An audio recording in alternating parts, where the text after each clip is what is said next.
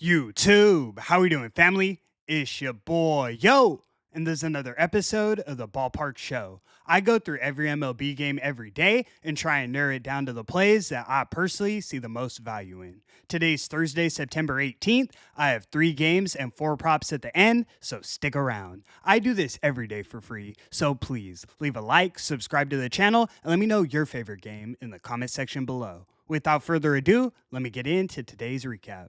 Recapping yesterday, we went 2-0. We cashed both of our highlighted plays. First, we took the Baltimore Orioles on the run line in Chicago against the Chicago White Sox. The O's left a lot of runners in scoring position, but their pitching staff showed up in a big way. 6 innings of 1-run ball from Wells, and the bullpen pitched a shutout. Final score was 3-1 Baltimore. Next, we took the Milwaukee Brewers on the run line against the LA Angels. Like I said, mismatch from start to finish. Milwaukee's playing really good baseball. They always find their hits at the perfect time. For example, yesterday, they scored 9 runs on 6 hits. The Orioles out-hit them and scored 3 runs. That bodes well for the Brewers heading into the playoffs. We're now 11-11 highlighted in September, 29-20 on every game analyzed. We swept the board yesterday. Let's keep the momentum rolling and get back in that win column today. Without further ado, let me get into today's games.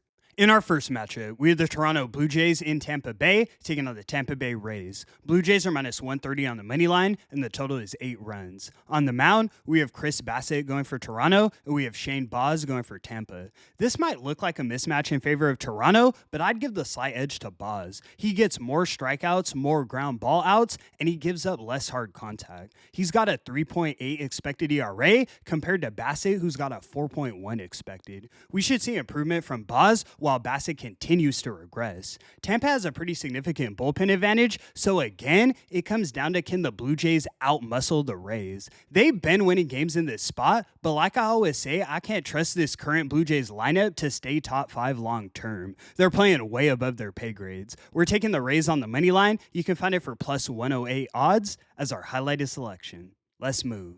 In our next matchup, we have the Oakland Athletics in Boston taking on the Boston Red Sox. Red Sox are minus 155 on the money line, and the total is 9.5 runs. On the mound, we have JT Ginn going for Oakland, and we have Brian Bayo going for Boston.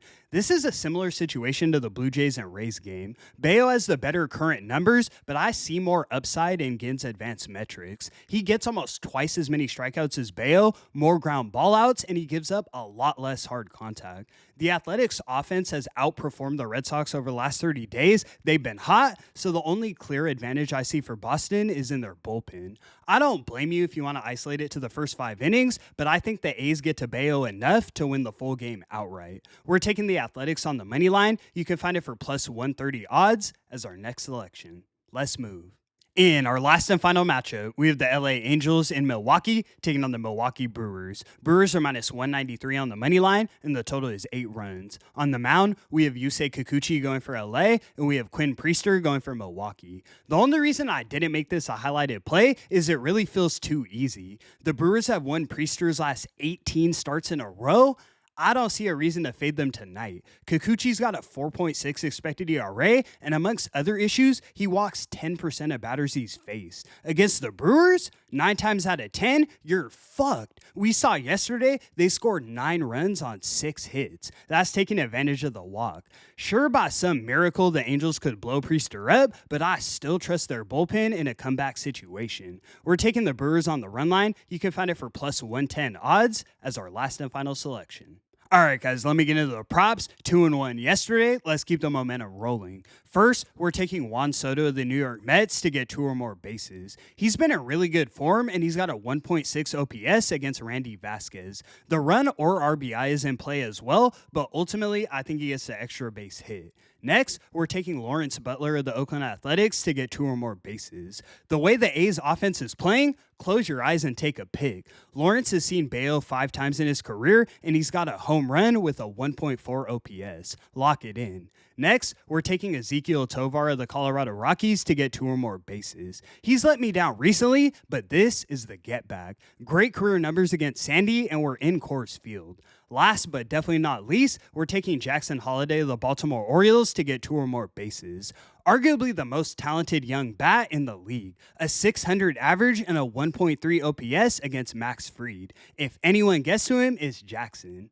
And that's going to conclude today's video. Thank you so much for tuning in, guys. 11 and 11 highlighted in September. We are profitable with all the plus money, but I'll make sure to finish out the month strong. We're 29 and 20 on every game analyzed, up close to 10 units this month. 3 and 0 yesterday. Let's get that back-to-back sweep. I appreciate the support so much. I do this every day for free, so please leave a like and subscribe to the channel.